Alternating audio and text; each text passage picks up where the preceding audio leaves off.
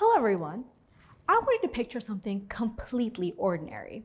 You're standing in line, maybe it's a cafeteria, the groceries, or even a coffee shop. And unfortunately for you, the person in front of you is ordering a laundry list of items. You know what happens, right? And for you, the wait is going to be a little longer than usual. So what do? Most likely, you would reach for your phone, not because you really need to, and not because there's anything really important on your phone, but because you can, and you have the ability to just go on your phone. And also because we have trained our minds to erase those slivers of silence in our busy lives. We scroll in elevators, we scroll at stoplights, we scroll even when eating. Sometimes we scroll when someone else is talking. And I truly want you to ask yourself something. When was the last time you were truly bored? Not mildly distracted, not half listening. I mean truly, truly bored. The kind where your mind wanders off into distant lands and you start coming up with imaginative and creative ideas. For a good majority of us, that was probably back when we were children, when we had those imaginative powers that spewed into our artwork and into our play and into our talk. But afterwards, we built a world that is filled with constant stimulation. Every pause gets patched up with pixels, and on the surface, it feels harmless, productive even, but something deeper is actually happening. We have slowly started eliminating the mental state that breeds creativity, insight, and a change to begin. Most people look at boredom as laziness or a waste of time. With the sheer amount of productivity gurus that we see on social media that have perfectly curated lives, it is often that we look at these times of emptiness as a void and a waste of time. But it isn't just a void, it's a biological signal. Your brain is trying to say, hey, something's not right here, something needs to change. When we study the brain, we find that when we are truly bored, there are two different networks that are activated. The first is the default mode network. This is the part of the brain that is responsible for daydreaming and reflection and memory and creative insights. So for example, if you're driving a car and you start replaying old memories of having gas station food with your friends at 1 a.m., or maybe not that exact memory, but it's basically times whenever random things start popping up into your head at random moments. Could be when your boss is talking on and on about some new project that you have to pretend that you actually like and care about, or whenever your professor is talking about some research in Peru and you're just there trying to get a raised grade. As you can see, this network can just be described as zoning out. There's another network in our brain that is called the salience network. This one pushes you to seek or do something different. This is because your current environment that you're in is no longer engaging. So your brain is giving that little extra push to go change it, to do something else. So going back to that car example from before, it is whenever you're no longer thinking about gas station food, but thinking about instead putting your foot on those brakes whenever a car in front of you brake checks you. Changing the environment activates this network. So boredom truly creates this fascinating tension between one network that is looking internal and the other one that is looking external. Combined, it is like this unconscious monologue that is saying, pause, reflect, and then move. And this is not a malfunction, this is not an error in our brains, this is not a problem that has to be fixed by any means. Because what it truly is, it is just a cue. It is your brain preparing you for something bigger. But here is where the problem lies. We never let it finish the sentence, like ever. Because the moment that the tension begins, the second your brain starts drifting inward, the second it nudges you to change something about ourselves, we kill it.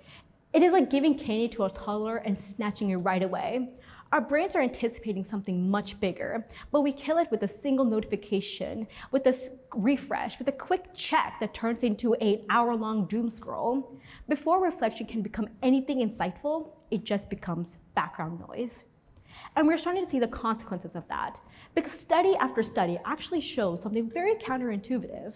People who are allowed to be bored are actually the ones that are more creative, are the ones that are better problem solvers, are the ones that are more motivated to pursue meaningful goals that they set for themselves. Not because sitting in your own headspace gives them some amazing ideas and revolutionary things that they can do with their lives, but because sitting in silence gives you the ability to actually reflect and hear yourself think. And yet we're living in the first moments of human history where boredom has been engineered out of our lives. Our phones are not just an entertainment source anymore. They interrupt a biological process. Every scroll gives us a small hit of dopamine, which almost feels intoxicating. Every notification is a reward. Every Instagram reel or TikTok that we see is perfectly curated to keep us on those apps as long as possible. And one thing you need to know about our brains is that it is very, very good at pattern recognition. We see, we learn, we repeat. When we get these dopamine surges, we love that feeling, so we do it again and again. And it creates this loop of reinforcement of continuing those actions. So whenever we start doing that process and start getting into that habit of doing it, we start learning something different. Our brains start learning, stop going inwards, don't have those moments of silence, but instead, escape it. Get that dopamine boost. Don't be in silence, don't have boredom. And slowly, without even realizing it, we become dependent on microdoses of stimulation just to feel normal. And this is the part that hits me personally. Because some of the best ideas I've ever had did not come from these moments of stimulation or these moments when I'm constantly productive. These ideas for my writing or my choreographies or even the way I understand myself on a deeper level. They came in the most inconvenient, mundane of moments. Those times when I was sitting alone in a parking lot waiting for my friend to finish shopping, or when my phone died and I had nothing better to do. Nothing to do. No music, no scrolling, no distraction, just me and my thoughts. And at first it's very uncomfortable. I started replaying old conversations where I probably misspoke, thinking about things that I have been avoiding, like my homework, asking questions that I didn't have to ask on my busy days. Somewhere between these thoughts and white noise that have filled up my brain, small ideas started sprouting out, started sprouting. And that is what you're seeing right now in front of you. This TED Talk was an idea that I had when I was just sitting down and thinking. The same thing happened the other day whenever my phone died. And before you say anything, I'm really bad with charging my phone and I'm actually working on it. But I was just sitting there and I remember looking around, actually looking this time, looking at the people around me and looking at how the sunlight hits the surfaces and how there are little chatters was going around me. And I truly started forming sentences for poetry that started spewing out of my hands and onto my papers.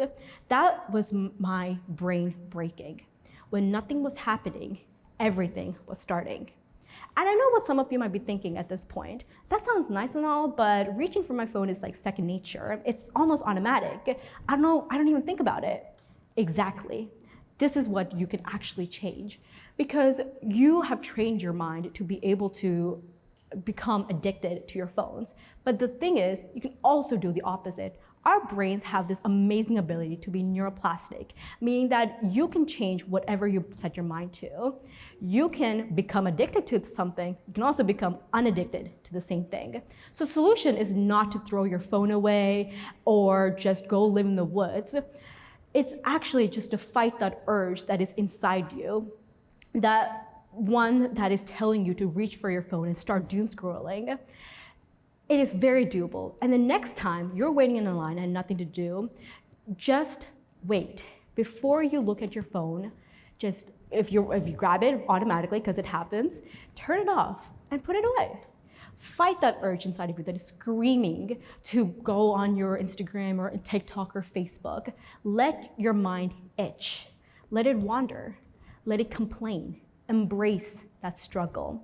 Because on the other side of this discomfort is a question your brain has been trying to ask you. What needs to change? Maybe it is a goal that you have outgrown. Maybe it is a conversation that you're avoiding. Maybe it is a creative urge that you are postponing. Maybe it is a simple realization that you're overworking yourself and need to slow down and give yourself some rest. Boredom is not a void, it is a message. So here's all I'm asking you to do and want you to take away from my talk.